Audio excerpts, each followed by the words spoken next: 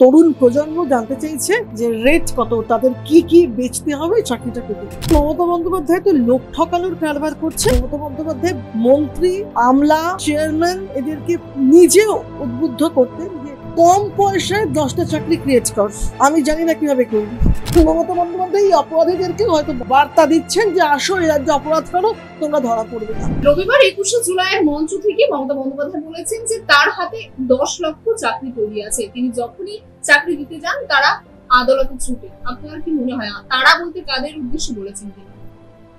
মানে উনি বলছেন, প্রশ্নটা হচ্ছে যে কাদের উদ্দেশ্যে বলেছেন। আমি তার আগে বলি 10 লক্ষ চাকরির রেট কত। বাংলার জনসাধারণ যারা এই তরুণ প্রজন্ম জানতে চাইছে যে রেট কত, তাদের কি কি বেচতে হবে চাকরিটা পেতে। আসলে মমতা বন্দ্যোপাধ্যায় তো লোক ঠকানোর কারবার করছে।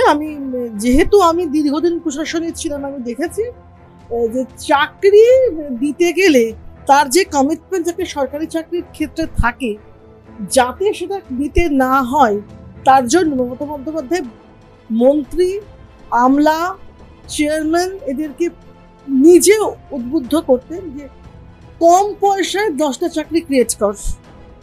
আমি জানি না কিভাবে করবি। এবং এই চাকরিগুলো যে থাকবে না, এটা মমতা বন্দ্যোপাধ্যায় যিনি সামলা আঁটেন, ল পড়েছেন বলে দাবি করেন, উনি সেটা জানতেন যে এই চাকরিগুলো থাকবে না, কিন্তু ওই চমকটা সৃষ্টি করা যাবে এবং বাংলার ইয়াং জেনারেশনকে বিভ্রান্তটা ভালোভাবে করা যাবে। তাই জন্য উনি এই ধরনের চাকরি গল্পটা ভোট আসলেই বা 21শে জুলাইয়ের মঞ্চ বা যেখানেই উনি পাবলিককে পান, এই বোকা বানানোর কারবারটা ওর চলতেই থাকে। এবার ওরা বলতে উনি মূলত সেই যারা এই উদ্দেশ্য থেকে ওকে রহিত করতে সাহস করে, সেই মানুষদেরকেই সেই বিরোধীদেরকে দিকে ওর প্রসঙ্গ সভাপতি সেই দিকে তাদের ওর আঙুল নির্দেশ করেছেন তিনি। কারণ ওর এই ভুল ভ্রান্ত নীতিকে এবং এই উদ্দেশ্যকে সাধারণের সামনে তুলে ধরে চাকরি যে এভাবে হয় না এবং এই চাকরিগুলি হলেও সেগুলি থাকে না, আদালত এটা প্রমাণ করে দিয়েছেন। এবার উনি আবারও ওর যেহেতু মানুষ ওকে এখনো বিশ্বাস করে চলেছে, সে তার সুযোগটা উনি নিচ্ছেন মাত্র। আচ্ছা, এই মঞ্চ থেকে অভিষেক বন্দ্যোপাধ্যায় তিনি বলেছেন যে টেট দুর্নীতিতে যদি পার্থ চট্টোপাধ্যায় গ্রেফতার হন, তাহলে নেট দুর্নীতিতে ধর্মেন্দ্র প্রধান কেন গ্রেফতার হন? উনি এত কি বলবো, এই ধরনের লোকের কথা মানে কি যে উদ্দেশ্য তাও বোঝা যায় না, বিধেয়ও বোঝা যায় না। এখনো অব্দি কি কোথাও যে বিষয়টা, আমি একটু পার্থ চট্টোপাধ্যায় যে বিষয়তে ফিরে যাই, যে বিষয় পার্থ চট্টোপাধ্যায়কে গ্রেপ্তার করা হয়েছে বা তাকে গ্রেপ্তার করতে বাধ্য হয়েছে, সেটা কিন্তু কোর্ট মনিটরড চলছে। এখনো পর্যন্ত নেট কেলেঙ্কারিতে তৃণমূল ছাড়া অন্য কোনো বিরোধীরা এখনো পর্যন্ত বলতে পারেনি যে সরকার পক্ষে কেউ ডিরেক্টলি বা ইনডিরেক্টলি যুক্ত। কোনো তদন্তে কিছু উঠে আসেনি।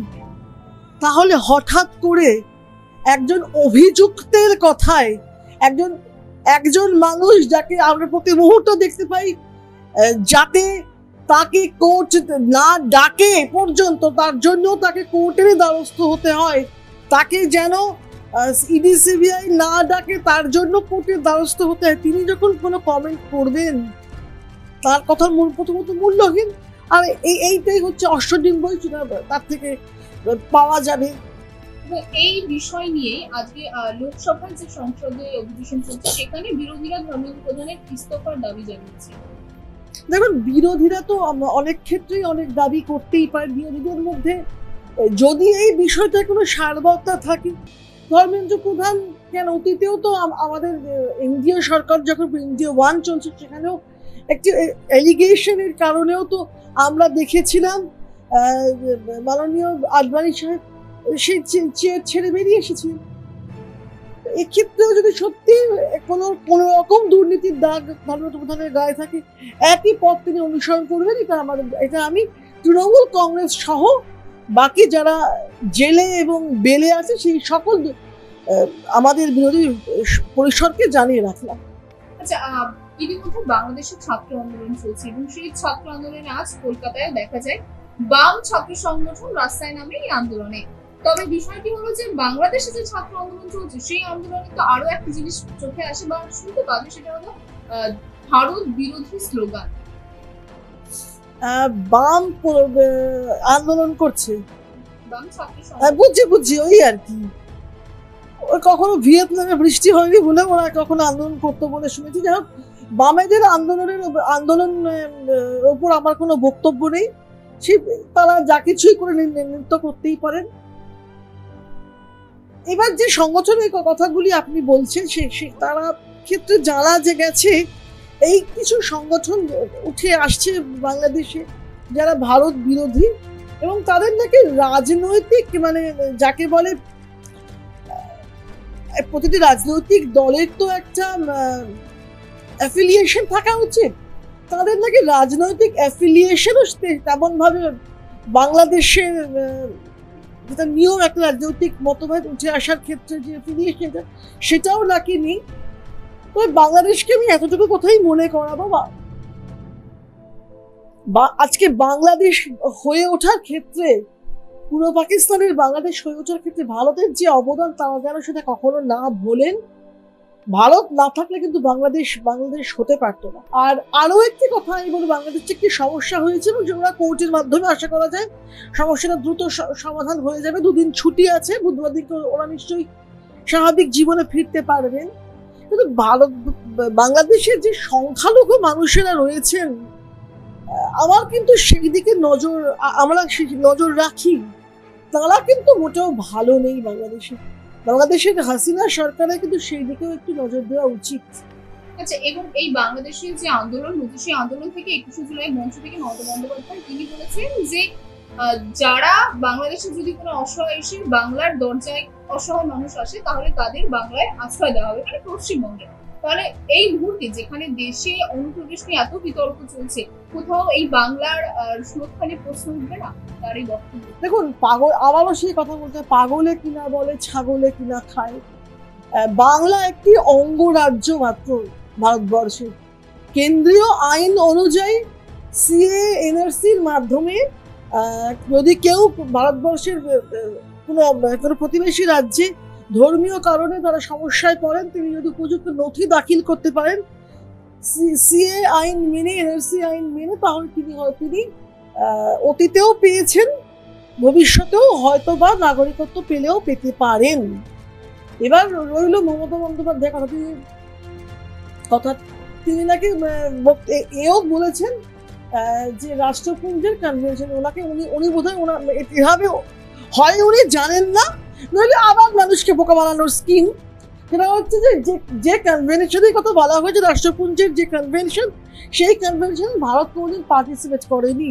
অর্থাৎ উদ্বাস্তুদের ক্ষেত্রে ভারতের অবস্থান দূরস্থ, মানে রাষ্ট্রপুঞ্জের সঙ্গে মিলছে না। আর বাংলায় অতীতের আমি মনে করাচ্ছি, উনি এই উদ্বাস্তু সমস্যাকে তুলে ধরেছিলেন, উনি প্রথম ভারতবর্ষের পার্লামেন্টে তুলে ধরেছেন এবং স্পিকারের গায়ে কাগজ ছুঁড়ে দিয়ে চলে এসেছিলেন। সেই মমতা আজকে চেয়ারে বসে বলছেন তিনি বাংলায় যদি কেউ লক লক করে বেল দিয়ে চলে আসে তাকে তিনি নাগরিকত্ব দেবেন।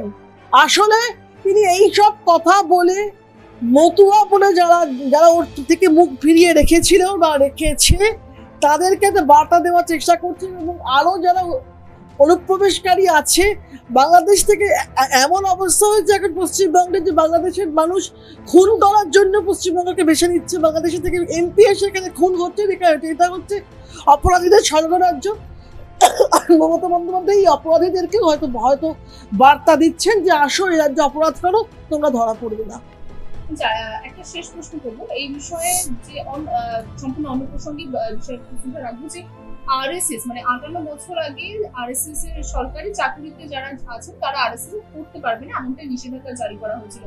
এত বছর পরে কেন্দ্রীয় সরকার সেই নিষেধাজ্ঞা মানে তুলে দেওয়া হলো সম্পূর্ণভাবে। এবার থেকে তারা আরএসএস সঙ্গে যুক্ত থাকতে পারবে বা সরকারি চাকরিতে তারা তো চাকরি করছেন।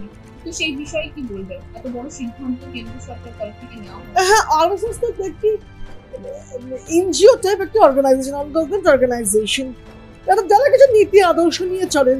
তাদের সদস্য হলে এরা তো কোনো নিষিদ্ধ সংগঠন নয়, সিমিটিমি ইত্যাদিদের মতো। তারা সেই সংগঠনের মেম্বার হলে পরে ভারতবর্ষে কোনো সরকারি চাকরি তারা করতে পারবেন না।